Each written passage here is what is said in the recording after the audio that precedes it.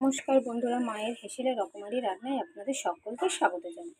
আজ আবার একটা রান্নার রেসিপিতে আপনাদের সামনে হাজির হয়েছি। আজ বানাবো নিরামিষ কচুর লতি। তো দেখতে থাকুন কিভাবে বানাই। প্রথমে কচুর লতিগুলো আমি ভালো করে ছাড়িয়ে কেটে ধুয়ে নিয়েছি। এদিকে কড়াই বসিয়ে নিয়েছি। কড়াইয়ের মধ্যে কিছুটা পরিমাণে জল দিয়ে দেবো আর 1 চামচ লবণ দিয়ে দেবো। জল দিয়ে দিলাম, এবার পরিমাণ মতো লবণ দিয়ে দেবো। দিয়ে জলটাকে কিছুক্ষণ একটু ফুটিয়ে নেব। জলটা ফুটে গেছে, এবার কচুর লতিগুলো দিয়ে দেবো।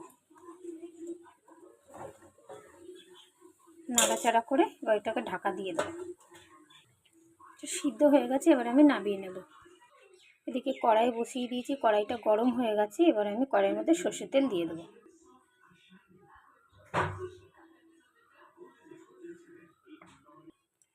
তেলটা গরম হয়ে গেছে, এবার কিছুটা কালো জিরে ফোড়ন আমি দিয়ে দেবো।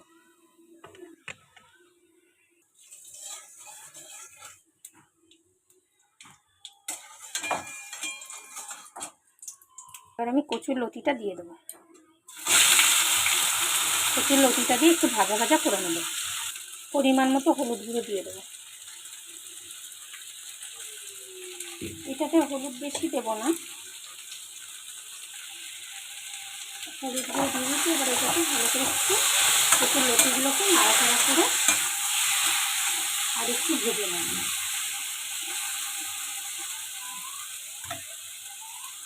এবার একটা মশলা করে নেব। কিছুটা রাঁধুনি আর কালো জিরে আমি বেটে নেব।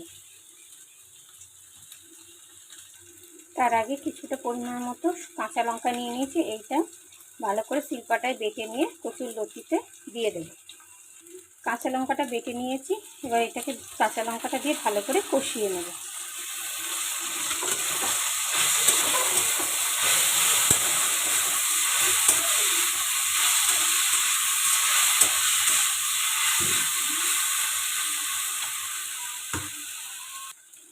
এবার আমি কালো জিরে আর রাঁধুনি বাটা এটা দিয়ে দেবো। এর মধ্যে দিয়ে ভালো করে নাড়াচাড়া করে 5 মিনিট একটু ঢাকা দিয়ে নামিয়ে নেব।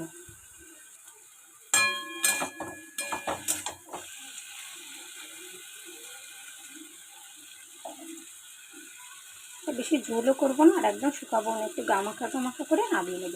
আপনারা কেউ যদি মনে করেন রসুন খাবেন, এই কালো জিরে রাঁধুনিটা অ্যাভয়েড করে ওতে রসুন বেটে দিয়ে দিতে পারেন, দিয়ে একটু নাড়াচাড়া করে নামিয়ে নিতে পারেন। আমাদের আজকে নিরামিষ করছি, এর জন্য রসুনটা দেয়নি।